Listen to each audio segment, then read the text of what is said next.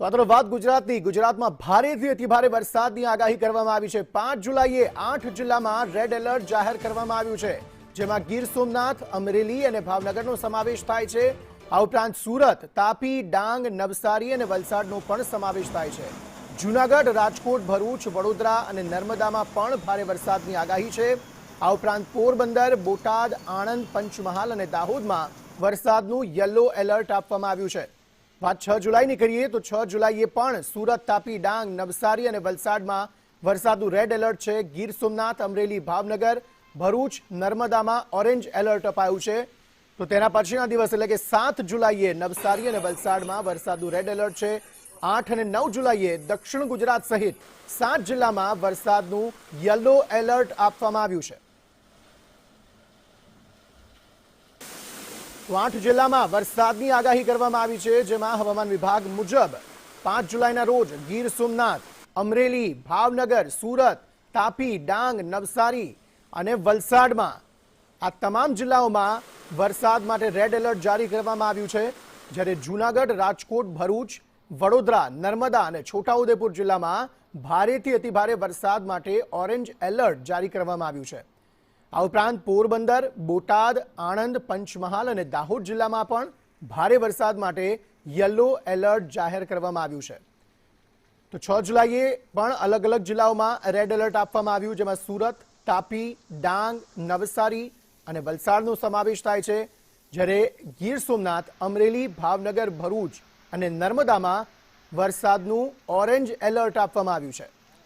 Yellow alert ક્યાં ક્યાં આપવામાં આવ્યું છે તેની પણ જાણકારી આપી દઈએ. જૂનાગઢ, રાજકોટ, વડોદરા, છોટાઉદેપુર, દાહોદ અને પંચમહાલમાં યલો એલર્ટ આપવામાં આવ્યું છે.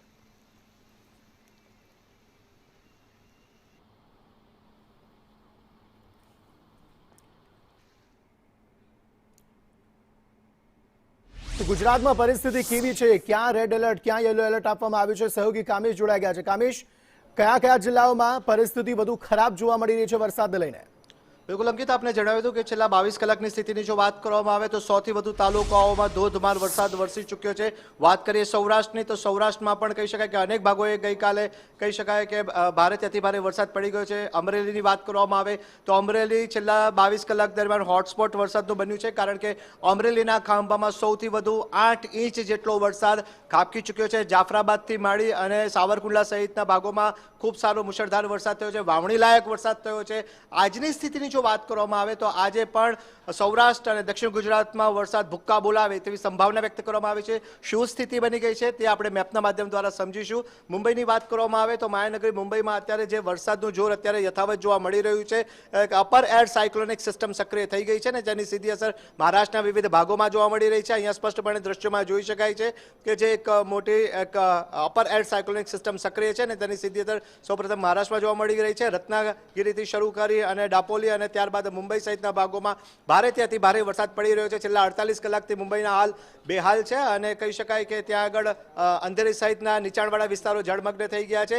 આજે પણ વરસાદનું જોર મુંબઈમાં યથાવત રહેશે. આ ઉપરાંત વાત કરવામાં આવે દક્ષિણ ગુજરાતની તો દક્ષિણ ગુજરાતમાં પણ ભારે વરસાદ પડે તેવી સંભાવના જોવા મળી રહી છે. તેને લઈને વાત કરવામાં આવે તો વાપી, વલસાડ, સુરત, ઉમરગામ સહિતના જે ભાગો જે છે ત્યાં આગળ આજે દિવસભર મધ્યમથી ભારે વરસાદ પડે તેવી સંભાવના છે. આ ઉપરાંત વાત કરવામાં આવે ભરૂચથી માંડી ભરૂચ, અંકલેશ્વર, વડોદરા, કરજણ સહિતના ભાગોમાં પણ મધ્યમથી ભારે વરસાદની સંભાવના વ્યક્ત કરવામાં આવી છે. ગોધરાની વાત કરવામાં આવે તો ગોધરામાં પણ એક સિસ્ટમ અત્યારે એક્ટિવ થતી જોવા મળી રહી છે. ત્યાં આગળ પણ મધ્યમથી ભારે વરસાદ પડી શકે છે.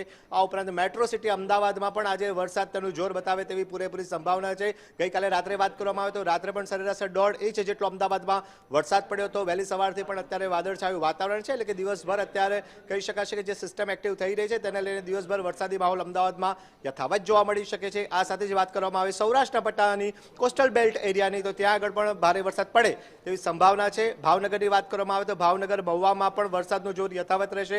આ સાથે જે વાત કરવામાં આવે તો વેરાવળ સહિતનો જે પટ્ટો જે છે એટલે કે રાજકોટ, કેશોદ, જૂનાગઢ, ગીર સોમનાથ, વેરાવળ સહિતના જે ભાગો જે છે ત્યાં આગળ પણ ભારે વરસાદની સંભાવના વ્યક્ત કરવામાં આવી છે. આ સાથે જ વાત કરવામાં આવે કચ્છની તો કચ્છના રાપરમાં પણ મધ્યમથી ભારે વરસાદ પડે તેવી સંભાવના વ્યક્ત કરવામાં આવી છે. એટલે કે ચોક્કસથી કહી શકાશે કે આજે વરસાદ ભૂક્કા બોલાવશે. આજે રવિવાર છે અને જેને લઈને જે આગાહી અત્યારે સામે આવી રહી છે, જે રીતના સિસ્ટમ બની રહી છે તેના દક્ષિણ ગુજરાત અને સૌરાષ્ટ્ર બંને ભાગોમાં આજે ભારે વરસાદ પડે તેવી સંભાવના જોવા મળી રહી છે.